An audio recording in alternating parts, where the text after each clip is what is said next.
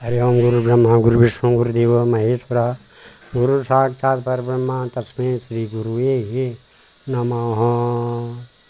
ओम आदौ देवकी देवगर्भजननं गोपीगिरिवर्धनं मायापूतनजीवतापहरणं गोवर्धनोद्धारणं कंसच्छेदनकौरवादिहननं कुन्तीसुतापालनम् एतत् श्रीमद्भागवतं पुराणकथितं श्रीकृष्णलीलामृतं निगमकल्पतरोर्गलितं फलं शुकमुखाद्रव अमृतसंयुतं पिबत भागवतं रसमालया मुहुरहो रसिका भुवि भावुका। भगवान श्री कृष्ण चंद्र नारायण जी के चरण कमलों में नतमस्तक होकर के गुरु श्री वेद व्यास जी, गुरु श्री माधवाश्रम जी, गुरु श्री आदि गुरु शंकराचार्य जी, गुरु श्री सुखदेव जी, गुरु श्री नारद जी, गुरु श्री शुद्ध जी के चरण कमलों में नतमस्तक होकर के मैं ये श्रीमद् भागवत महापुराण के 10वें स्कंद का उत्तरार्ध भाग में 58वां अध्याय पढ़ने जा रहा हूँ। आज भगवान श्री कृष्ण के अन्य विवाहों की कथा के बारे में दिया गया है, जो इस प्रकार है।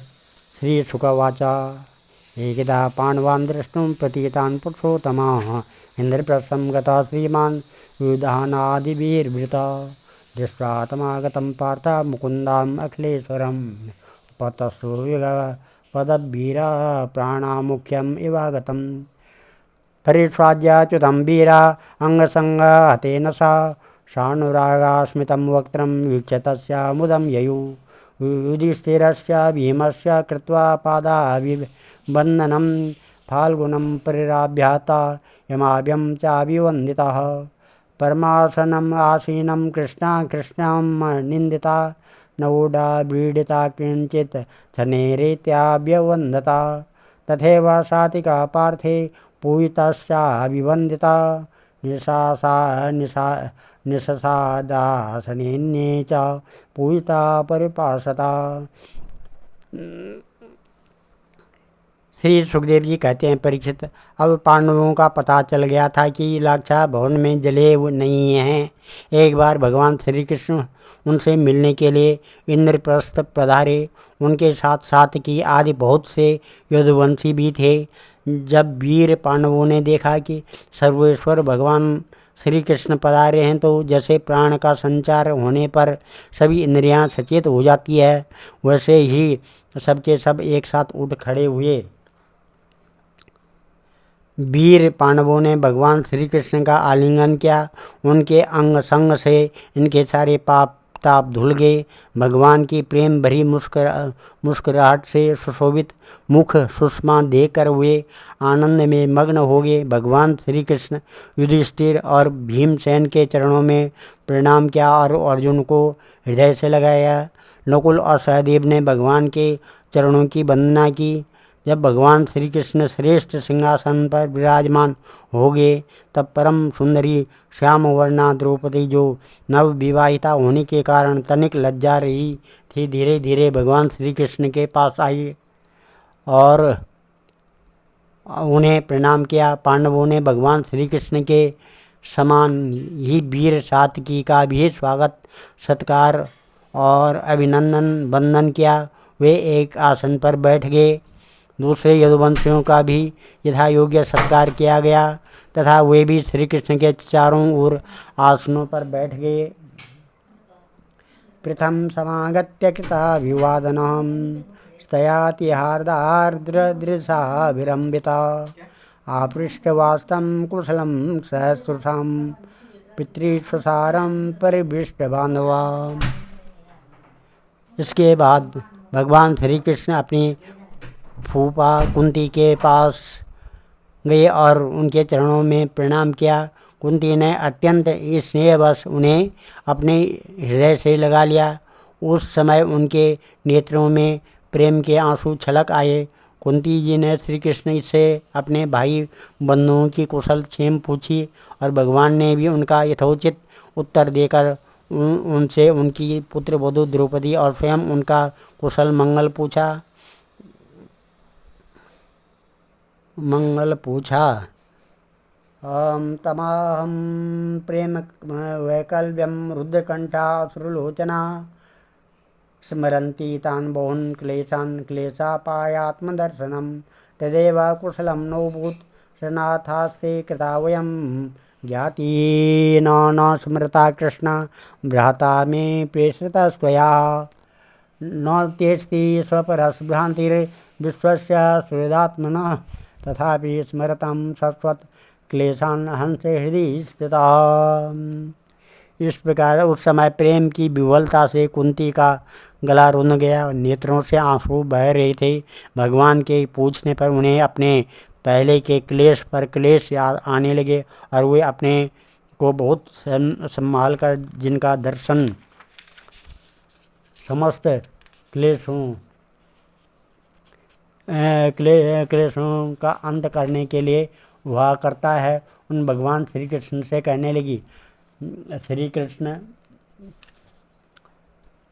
श्री कृष्ण जिस समय तुमने हम लोगों को अपना कुटुंबी संबंधी समझकर स्मरण किया और हमारा कुशल मंगल जानने के लिए भाई अक्रूर को भेजा, उसी समय हमारा कल्याण हो गया। हम अनाथों को तुमने स्नात कर दिया।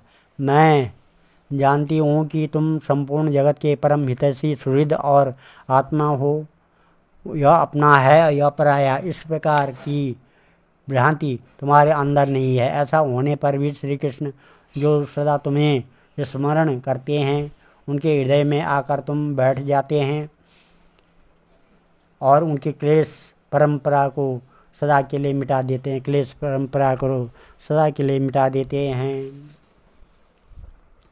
ईश्वरवाच किं न आचरतं श्रेयो न वेदाम हरीश्वर योगेश्वराणां दुर्दर्शो यन्नोद्देश्यं कुमेदसाम् इदं वे वार्षिकान् समासान् राज्यवासो अभ्यर्थिता सुखं जनयन्नयनानन्दम् इन्द्रप्रस्थोकसंविभु एकदा रथमारुह्य विजयो वानरध्वजं गाण्डीवं धनुराधाय तूर्णो चाक्षय सायको साकं कृष्णेन सान्नद्धो व्यर्थं विपणं वनं बहुव्यालमृगाकीर्णं पृषत् परवीरः तत्र विद्याक्षरैर्व्यायान् शूकरान् महिषान् रुरुन् सर्वान् गव्यान् खड्गान् हरिणाक्ष सल्ककान् तानन्यो किङ्कराराज्ञे मेध्यान् पर्वण्योपागते त्रिट्टपरिता परिश्रान्तो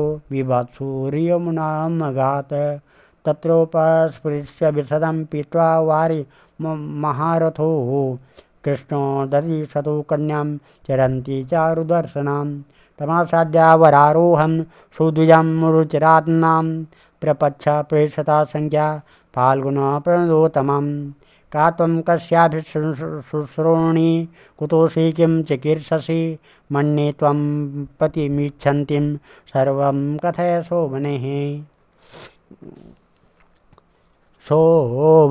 इस प्रकार से युधिष्ठिर ने कहा, सर्वेश्वर श्री कृष्ण, हमें इस बात का पता नहीं है कि हमने अपने पूर्व जन्मों में या इस जन्म में कौन सा कल्याण साधन किया है। आपका दर्शन बड़े बड़े योगेश्वर भी बड़ी कठिनता से प्राप्त कर पाते हैं और हम कुबुद्धियों को घर बैठे ही आपके दर्शन हो रहे हैं। राजा युधिष्ठिर ने इस प्रकार भगवान का खूब सम्मान किया और कुछ दिन वहीं रहने की प्रार्थना की। इस पर भगवान श्री कृष्ण इंद्रप्रस्थ के नर नारियों को अपनी रूप माधुर्य से नयनानंद का दान करते हुए बरसात के 4 महीनों तक सुखपूर्वक वहीं रहे। परीक्षित एक बार वीर शिरोमणि अर्जुन ने गांडीव धनुष और अक्षय बाण वाले 2 तरकस लिए तथा भगवान श्री कृष्ण के साथ कवच पहनकर अपने उस रथ पर सवार हुए जिस पर वानर चिन्ह से चिन्हित ध्वजा लगी हुई थी। इसके बाद विपक्षी वीरों का नाश करने वाले अर्जुन उस गहन वन में शिकार खेलने गए जो बहुत से सिंह बाघ आदि भयंकर जानवरों से भरा हुआ था। वहाँ उन्होंने बहुत से बाघ सुअर भैंसे काले हरिण सरब गवय नीलापन लिए हुए भूरे रंग का एक बड़ा हिरन गंडे हरिण खरगोश और सल्लक साई आदि पशुओं पर अपने बाणों का निशाना लगाया। उनमें से जो यज्ञ के योग्य थे उन्हें सेवक गण पर्व पर्व का समय जानकर राजा युधिष्ठिर के पास ले गए। अर्जुन शिकार खेलते खेलते थक गए थे। अब वे प्यास लगने पर यमुना जी के किनारे गए। भगवान श्री कृष्ण और अर्जुन दोनों महारथियों ने यमुना जी में हाथ पैर धोकर उनका निर्मल जल पिया और देखा कि एक परम सुंदरी कन्या वहाँ तपस्या कर रही है। उस श्रेष्ठ सुंदरी की जंगा, दांत और मुख अत्यंत सुंदर थे। अपने प्रिय मित्र श्री कृष्ण के भेजने पर अर्जुन ने उसके पास जाकर पूछा, सुंदरी तुम कौन हो, किसकी पुत्री हो और कहाँ से आई हो और क्या करना चाहती हो? मैं ऐसा समझता हूँ कि तुम अपने योग्य पति चाह रही हो। है कल्याणी, तुम अपनी सारी बात बताओ। कालिंदी ने कहा। युधिष्ठिर वाचा। कालिंदी ने कहा। कालिंदी वाचा हम देवस्य सवितुर्दुहिता परिमिच्छति विष्णुं वरेण्यं वरदं तप परमस्थितां नानं पतिं वृणे वीरं तमृतं श्रीनिकेतनं तुष्यतां मे स भगवान् मुकुन्दो नाथ संशय। कालिन्दीरीति समाख्याता वसामि यमुना जले निर्मिति भुवने पित्रा यावत् अच्युतदर्शनं तथा वद्गुडाकेशो वासुदेवाय सोपीतां रथमारोप्य तद्विद्वान् धर्मराजम् उपागतम्। यदेव कृष्ण सन्दृष्टा पार्थानं परमाद्भुतं कारयामास नगरं विचित्रं विश्वकर्मणा। भगवास्तत्र निवसन् स्वानां प्रियचिकीर्षया अग्रे खाण्डवं दातुम् अर्जुनस्य सारथी। सो अग्निस्तुष्टो धनुरादाय श्वेतान् रथं नृपा अर्जुनायाक्षयो तूर्णो वर्म चैव्याद्यमस्त्रिभिः मयश्च मोचितो वन्ये सभां सख्य उपाहरत् यस्मिन् दुर्योधनस्यासीद् जलस्थादिदृशभ्रम स तेन समानुज्ञाता सुहृदस्यानुमोदिता आयुः द्वारकां भूय सातके प्रमुखैर्वृता। अथोपये मे कालन्दी सुपुण्यद्यत् वृक्ष ऊर्जिते वित्वनन् परमानन्दं स्वानं परममङ्गलम्। दानो बिन्दावावन्त्यो दुर्योधनवशानुगो स्वयंवरे स्वभगिनीं कृष्णे शक्तं निषेधताम्। राजाधिदेव्यास्तनयां मित्रविन्दं पितृष्वसु प्रसह्य हृतवान् कृष्णो राजन् राज्यं प्रपश्यताम्। नग्नजिन्नां कौसल्या आसीद् राजा तिलाधार्मिका तस्य सत्या भवत्कन्या देवी नाग्नजिति नृपा। नतं शेकुनृपां वूढुं जित्वा सप्त गोवृषान् तीक्ष्णशृङ्गान् सुदुर्दर्शान् वीरगन्धासहान् खलान्। तां श्रुत्वा बृहद्दिल्लभ्यां भगवान् सात्वतां पति जगाम कौसल्यपुरं सैन्ये महतां वृति। स कौशलपति प्रीता प्रत्युत्थानः सनादिभिः अरण्येनापि गुरूणां पूजन् प्रतिनन्दितः। कालिंदी ने कहा, मैं भगवान सूर्यदेव की पुत्री हूँ। मैं सर्वश्रेष्ठ वरदानी भगवान विष्णु को पति के रूप में प्राप्त करना चाहती हूँ, इसलिए यह कठोर तपस्या कर रही हूँ। वीर अर्जुन, मैं लक्ष्मी के परम आश्रय भगवान को छोड़कर और किसी को अपना पति नहीं बना सकती। अनाथों के एकमात्र सहारे प्रेम वितरण करने वाले भगवान श्री कृष्ण मुझ पर प्रसन्न हो। मेरा नाम है कालिंदी। यमुना जल में मेरे पिता सूर्य ने मेरे लिए एक भवन भी बनवा दिया है, उसी में मैं रहती हूँ। जब तक भगवान का दर्शन न होगा मैं यहीं रहूँगी। अर्जुन ने जाकर भगवान श्री कृष्ण से सारी बातें कही। वे तो पहले से ही यह सब कुछ जानते थे। अब उन्होंने कालिंदी को अपने रथ पर बैठा लिया और धर्मराज युधिष्ठिर के पास ले आए। इसके बाद पांडवों की प्रार्थना से भगवान श्री कृष्ण ने पांडवों के रहने के लिए एक अत्यंत अद्भुत विचित्र नगर विश्वकर्मा के द्वारा बनवा दिया। भगवान इस बार पांडवों को आनंद देने और उनका हित करने के लिए वहां बहुत दिनों तक रहे। इसी बीच अग्निदेव को खांडव वन दिलाने के लिए वे अर्जुन के सारथी भी बने। खांडव वन का भोजन मिल जाने से अग्निदेव बहुत प्रसन्न हुए। उन्होंने अर्जुन को गांडीव धनुष, 4 श्वेत घोड़े, 1 रथ, 2 अटूट बाणों वाला तरकस, एक ऐसा कवच दिया जिससे कोई अस्त्र शस्त्रधारी भेद न सके। खांडव दाह के समय अर्जुन ने मय दानव को जलने से बचा लिया था, इसलिए उसने अर्जुन से मित्रता करके उनके लिए एक परम अद्भुत सभा बना दी। उसी सभा में दुर्योधन को जल में स्थल और स्थल में जल का भ्रम हो गया था। कुछ दिनों के बाद भगवान श्री कृष्ण अर्जुन की अनुमति एवं अन्य संबंधियों का अनुमोदन प्राप्त करके सात्विकी आदि के साथ द्वारका लौट आए। वहां आकर उन्होंने विवाह के योग्य ऋतु और ज्योतिष शास्त्र के अनुसार प्रसन्नचित पवित्र लगन में कालिंदी जी का पाणी ग्रहण किया। इससे उनके स्वजन संबंधियों को परम मंगल और परमानंद की प्राप्ति हुई। अवंती उज्जैन देश के राजा थे। बिंद और अनुबिंद वे दुर्योधन के वशवर्ती तथा अनुयायी थे। उनकी बहन मित्रबिंदा ने स्वयंवर में भगवान श्री कृष्ण को ही अपना पति बनाना चाहा, परंतु बिंद और अनुबिंद ने अपनी बहन को रोक दिया। परीक्षित मित्रबिंदा श्री कृष्ण की फूफा राजा देवी की कन्या थी। भगवान श्री कृष्ण राजाओं की भरी सभा में उसे बलपूर्वक हर ले गए। सब लोग अपना आशा मुँह लिए देखते ही रह गए। परीक्षित कौशल देश के राजा थे नग्नजित।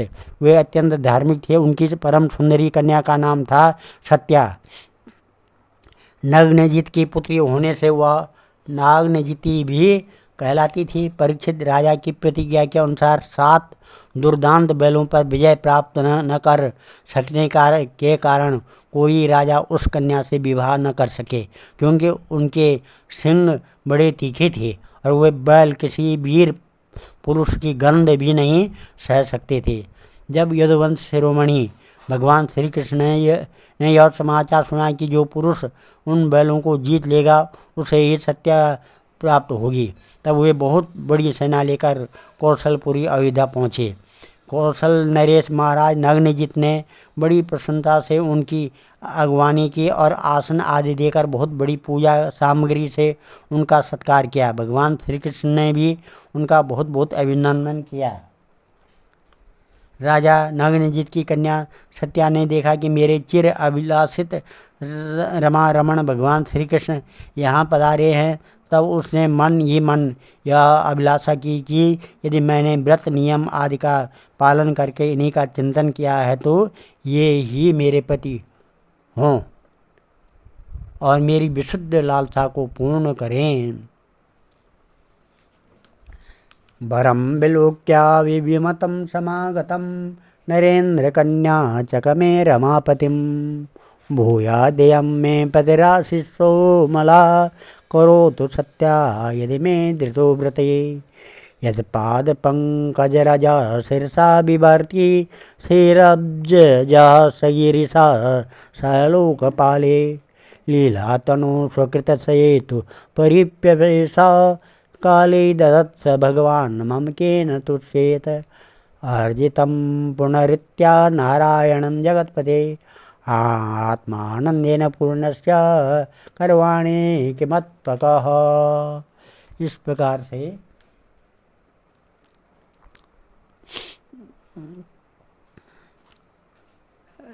आप जानते ही हैं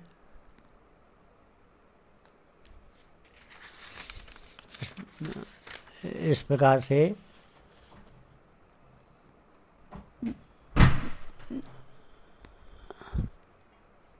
नग्नजित ये सत्या मन ही मन सोचने लगी, भगवती लक्ष्मी, ब्रह्मा, शंकर और बड़े बड़े लोकपाल जिनके पाद पंकज का पराग अपने सिर पर धारण करते हैं और जिन प्रभु ने अपनी बनाई हुई मर्यादा का पालन करने के लिए ही समय समय पर अनेकों लीला अवतार ग्रहण किए हैं, वे प्रभु मेरे किस धर्म व्रत अथवा नियम से प्रसन्न होंगे।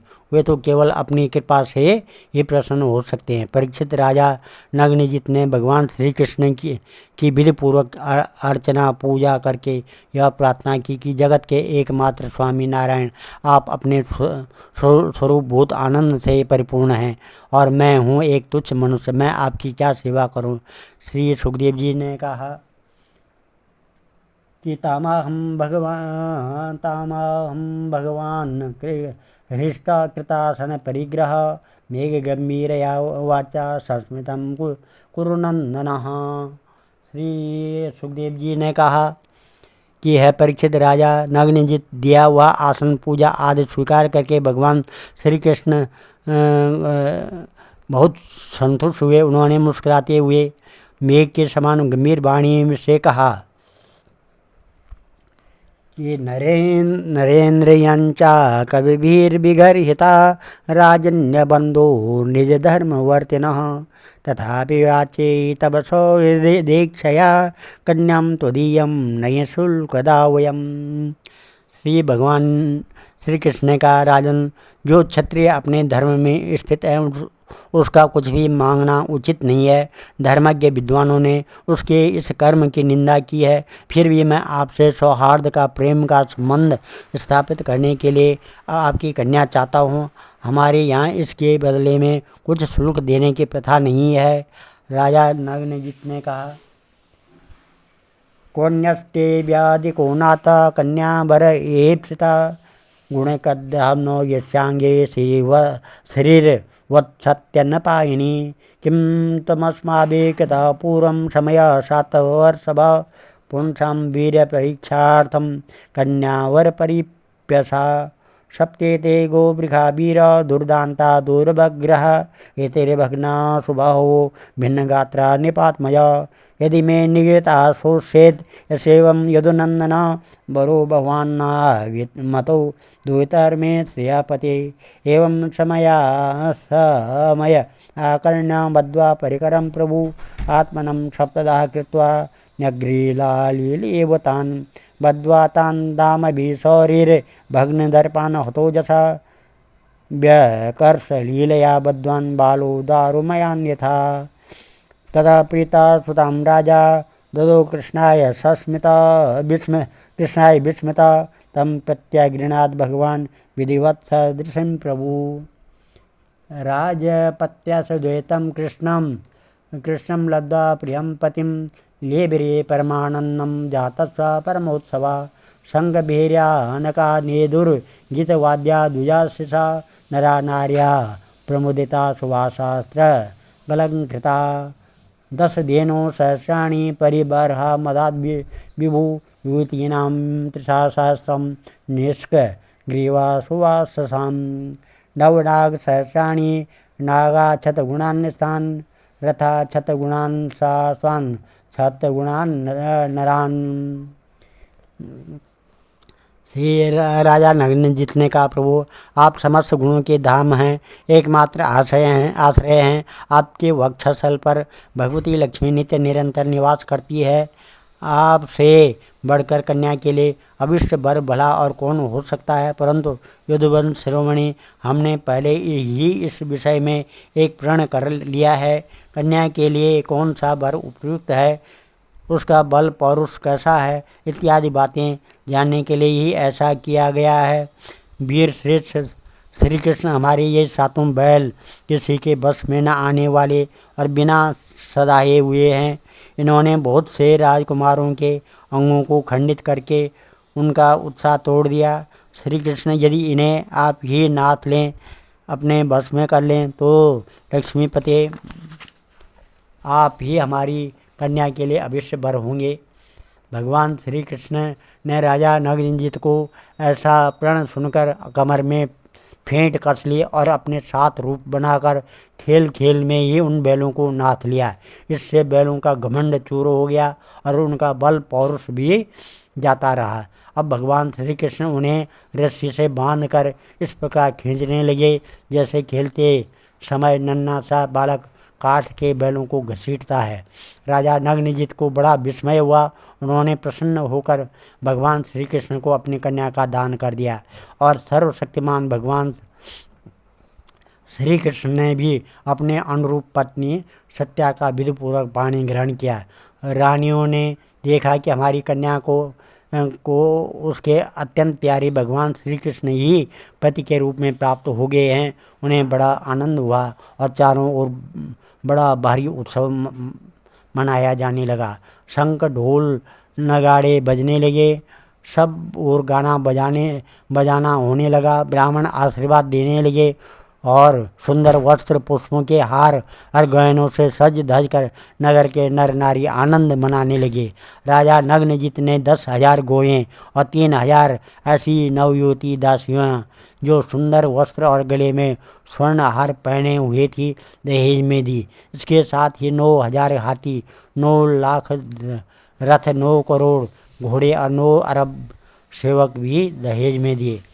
कौशल नरेश दहेज में दिए। दंपति रथमारोप्य महत्यम सेनयावृता स्नेह प्रक्लिन्न हृदयो यापयामास कौशला श्रुत्वेदा रुरुदुर्भूपान् नयन्तं पतिकन्यकां भग्नवीर्या सुदुर्मर्षा तदुवीर्गो वृखे पुरा तन्यासता सरभ्रातान् बन्धुप्रिया कृदर्जुन गाण्डीवी कालयामास सिंहक्षुद्रमृगानिव पारिबर्हमुपागूह्य द्वारकामेत्य सत्यया रेमे यदनामृखभो भगवान् देवकी सुत श्रुतकीर्ते सुतां भद्रम् उपयेम प्रतिशसु कैकेय्यं भ्रातृदत्तं कृष्णं सन्तदनादिभिः श्रुतां च मद्राधिपते लक्ष्मणां लक्षणेयुतं स्वयंवरे जहारेका सुपूर्णा सुधामिव अन्यास्यैवं विधा भार्या कृष्णस्तान् सहस्रशः भौमं हत्वा तन्निरोधात् हृताचारुदर्शनः। इस प्रकार से कौशल नरेश राजा नग्नजित ने कन्या और दामाद को रथ पर चढ़ाकर एक बड़ी सेना के साथ विदा किया। उस समय उनका हृदय वात्सल्य स्नेह के उद्रेक से द्रवित हो रहा था। परीक्षित यदुवंशियों ने और राजा नग्नजित के बैलों ने पहले बहुत से राजाओं का बल पौरुष धूल में मिला दिया था। जब उन राजाओं ने यह समाचार सुना तब उनसे भगवान श्री कृष्ण की यह विजय सहन न हुई। उन लोगों ने नागनिजिती सत्या को लेकर जाते समय मार्ग में भगवान श्री कृष्ण को घेर लिया और वे बड़े वेग से उन पर बाणों की वर्षा करने लगे। उस समय पांडव वीर अर्जुन ने अपने मित्र भगवान श्री कृष्ण का प्रिय करने के लिए गांडीव धनुष धारण करके जैसे सिंह छोटे मोटे पशुओं को खदेड़ दे वैसे उन नरपतियों को मार पीट कर भगा दिया। तदंतर यदुवंशी शिरोमणि देवकी नंदन भगवान श्री कृष्ण उस दहेज और सत्या के साथ द्वारका में आए और वहाँ जा रहकर गृहस्थोचित भी विहार करने लगे। श्रुतकीर्ते श्रुतां भद्रम् उपेयमं प्रतिशसो कैकेय्यं भ्रातृदत्तं कृष्णं सदन्तदानिभिः श्रुतां च मद्राधिपते लक्ष्मणां लक्षणैर्वृतां स्वयंवरे जारेका सुपर्णा सुधामिव। परीक्षित भगवान श्री कृष्ण की फूफा श्रुतकीर्ति कैकेयी देश में ब्याही गई थी। उनकी कन्या का नाम था भद्रा। उसके भाई संतर्दन आदि ने उसे स्वयं ही भगवान श्री कृष्ण को दे दिया और उन्होंने उसका पाणी ग्रहण किया। मध्य प्रदेश के राजा की एक कन्या थी लक्ष्मणा। वह अत्यंत सुलक्षणा थी। जैसे गरुड़ ने स्वर्ग से अमृत का हरण किया था वैसे ही भगवान श्री कृष्ण ने स्वयंवर में अकेले ही उसे हर लिया। अन्याचैवं विदा भार्या कृष्णा स्वान् सहस्रशः भौमं हत्वा तन् निरोधाता हिताचारुदर्शना। परीक्षित इस प्रकार भगवान श्री कृष्ण की और भी हजारों स्त्रियां थी। उन परम सुंदरियों को वे भौमासुर को मारकर उसके बंदी गृह से छुड़ा लाए थे। आज इस कथा को यहीं पर विराम देते हैं। कल 59वां अध्याय होगा। इसमें भौमासुर का उद्धार और 16,100 राजकन्याओं के साथ भगवान का विवाह। विवाह के बारे में कथा आई। ओम न ध्येयं सदा परिभवग्नमविष्टदोहं तीर्थात् पदं शिवविरञ्चनुतं शरणं भृत्यातिहं प्रणतपालभवाब्धिपूतं वन्दे महापुरुषते चरणारविन्दं।